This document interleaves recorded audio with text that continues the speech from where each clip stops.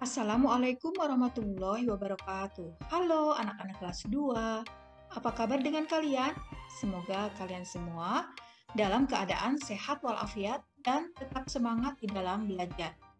Anak-anak, kali ini kita sudah masuk di tema 7 ya, yaitu tentang kebersamaan. Subtema 1, kebersamaan di rumah. Pembelajaran 1. Baiklah, mari kita awali dengan membaca basmalah bersama-sama. Bismillahirrahmanirrahim. Pembelajaran 1. Kebersamaan di rumah Siti. Ayo mengamati anak-anak. Ayah Siti pandai mendongeng. Siti sangat suka dengan dongeng. Hampir setiap minggu Ayah Siti mendongeng. Seusai mendongeng, Ayah Siti menceritakan isi dongeng. Banyak sekali contoh yang baik dalam dongeng. Nah, perhatikan ya gambarnya. Ayah Siti sedang bercerita atau sedang mendongeng.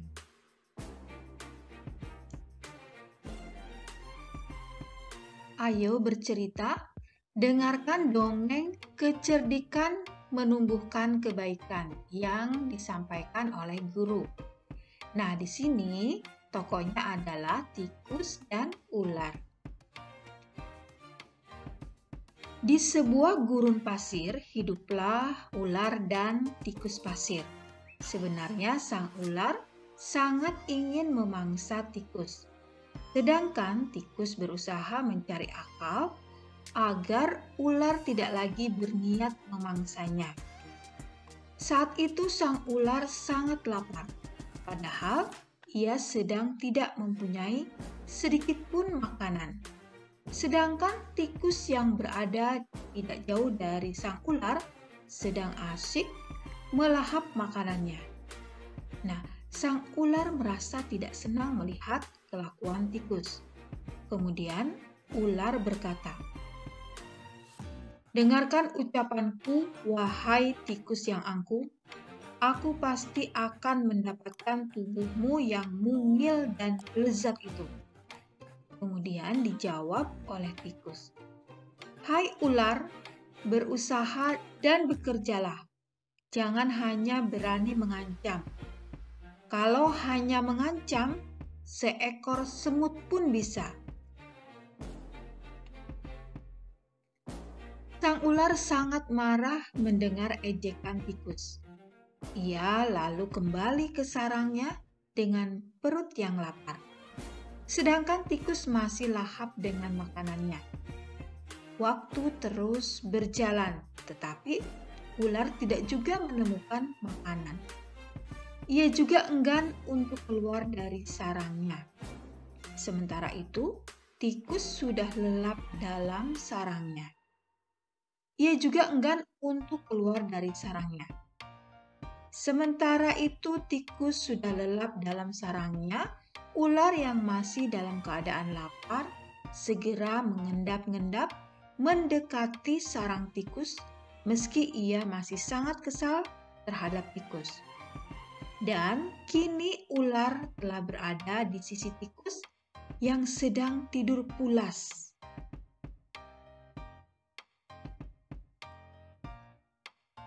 Kata ular, "Hei tikus, aku sudah berada di sebelahmu dan siap untuk menyantapmu." Tikus segera terbangun dari tidurnya sambil berpura-pura menguap. Ia mulai memutar otak agar bisa lolos dari cengkraman sang ular. Kata tikus, "Tunggu dulu ular, sahabatku. Kalau kau ingin memakanku, kau harus berpikir dulu. Kita hanya berdua di sini, tidak ada hewan lain. Jika kau memakanku, maka kau akan sendiri. Kau tidak akan mempunyai teman yang dapat kau ajak mencari makan. Kalau begitu, kau tidak akan makan dan akhirnya kau akan mati." Sejenak sang ular terdiam.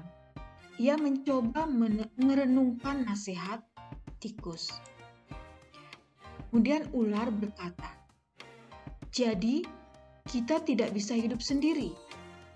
Kemudian dijawab oleh tikus, tentu, bukankah kita bisa berteman dan tentunya kita dapat mencari makan bersama? Bukankah itu lebih menyenangkan daripada nantinya setelah kau memakanku, kau hanya akan hidup sendiri? Akhirnya, ular minta maaf pada tikus dan mereka kembali bersahabat. Mau mencoba? Ayo cari tahu tentang isi dongeng yang disampaikan oleh guru. Ya, isinya mengandung amanat ya. Amanat dari cerita dongeng kecerdikan menumbuhkan kebaikan adalah kita harus berpikir dengan cerdik dalam segala hal, sabar dalam menghadapi masalah, dan berpikir cerdik untuk mengatasi masalah, sehingga kita bisa menyelesaikan masalah kita.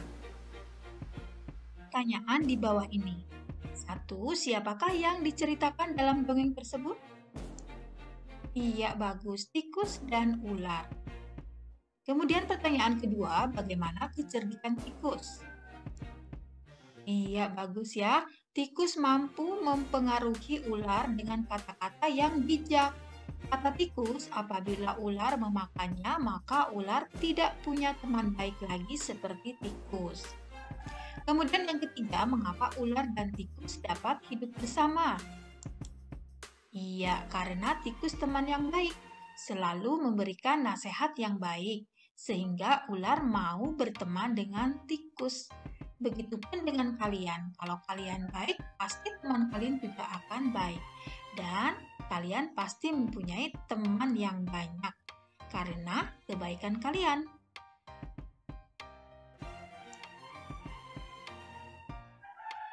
Ayo berdiskusi, diskusikan tentang isi dongeng yang telah kamu dengar dari guru, sampaikan di depan kelas.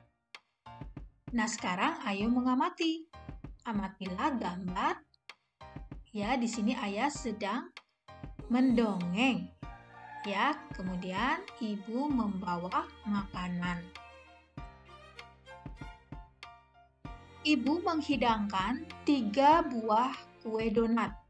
Setiap donat dipotong menjadi 2 potongan sama besar. Siti, Ali, dan Ayah mengambil masing-masing 1 potong. Siti sangat senang bersama keluarga di rumah. Nah, kalian akan mengenal pecahan ya anak-anak? Di sini donatnya utuh, kemudian dipotong menjadi 2 bagian sama besar. Nah, setiap potongan itu adalah setengah ya. Setengahnya berarti ada 2 ya, setengah ya. Kemudian yang ini sama utuh juga, kemudian dipotong. Ada yang kecil, ada yang besar. Yang besar itu bukan setengah. Yang kecil juga bukan setengah.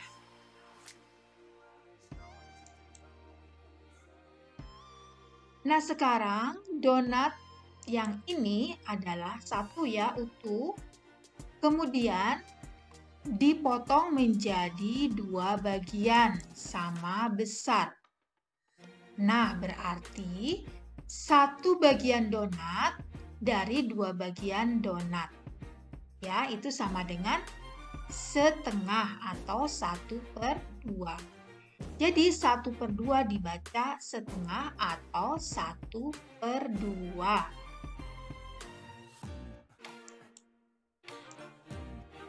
Berdiskusi anak-anak. Nah, sekarang mengapa 2 bagian donat di samping ini, yang ini, masing-masing disebut setengah? Kalian tahu jawabannya? Iya, betul. Karena donat dibagi 2 sama besar ya. Kemudian yang kedua, mengapa 2 bagian donat di samping ini masing-masing tidak disebut setengah? Iya, karena donat dibagi 2 tidak sama besar. Ada yang besar, ada yang kecil ukurannya ya.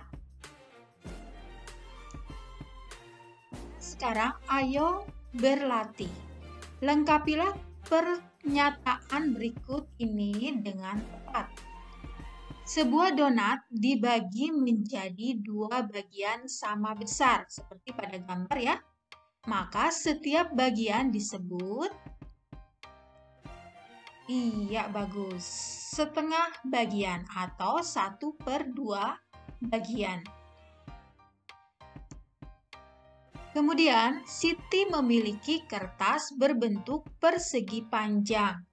Kemudian kertas tersebut ia potong menjadi 2 bagian sama besar, seperti pada gambar ya. Maka setiap potong kertas adalah, ya bagus, setengah bagian atau 1/2 bagian.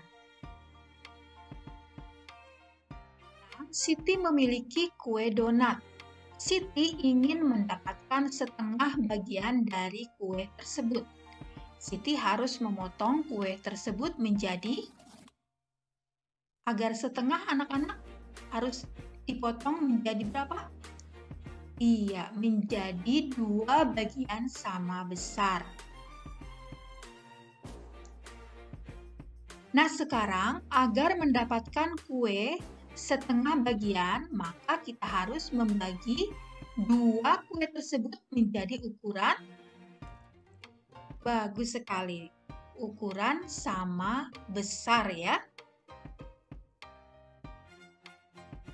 Anak-anak, sekarang arsirlah setengah bagian dari gambar berikut.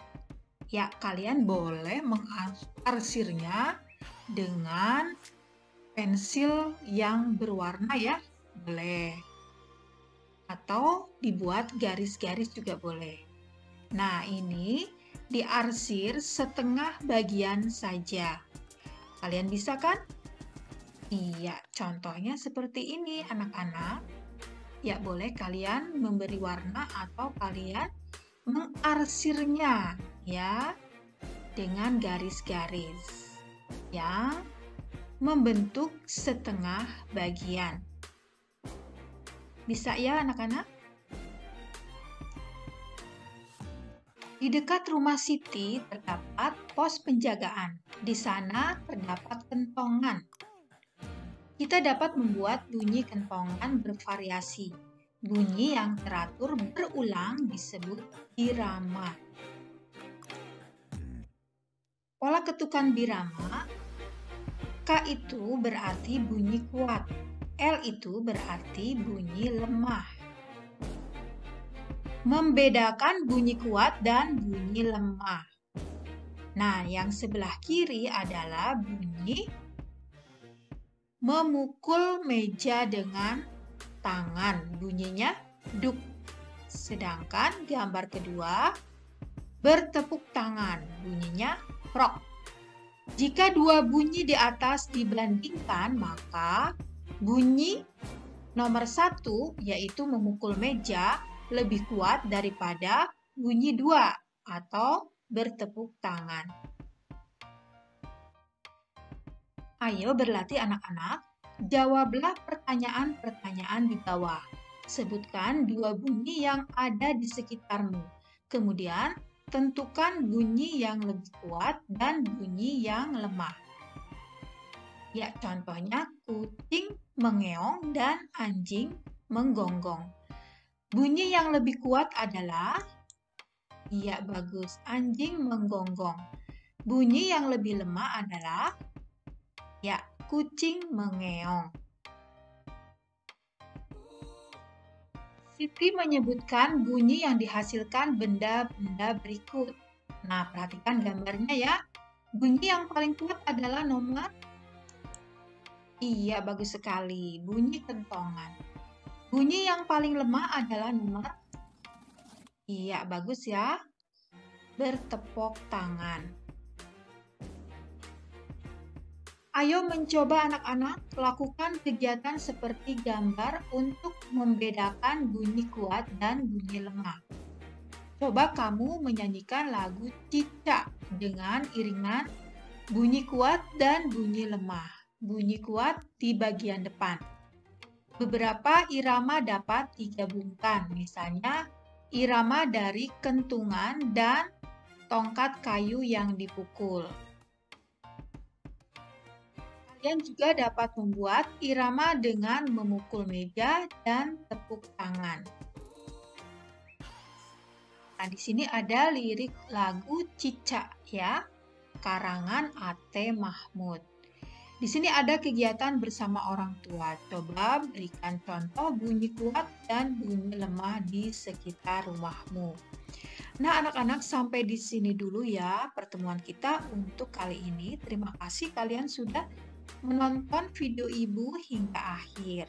Semoga bermanfaat dan dapat membantu kalian di dalam menyelesaikan tugas-tugas dari sekolah. Baiklah, mari kita akhiri dengan membaca hamdalah bersama-sama ya.